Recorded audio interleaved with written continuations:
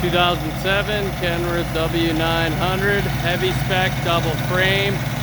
Just had a rebuild done. It's been sitting for a while, so it's a little dirty. I had an in-frame done.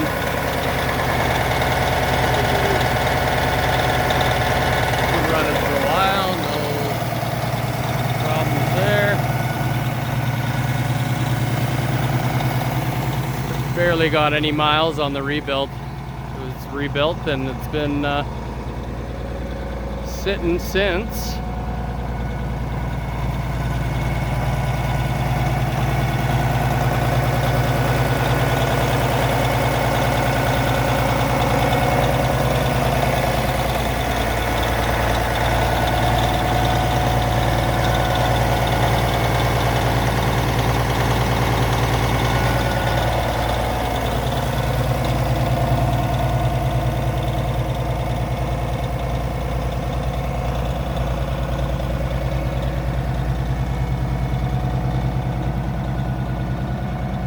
New A suspension, 46 rears, 18 speed.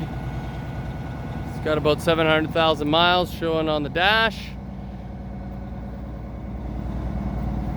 Newer tires, ready for a new home.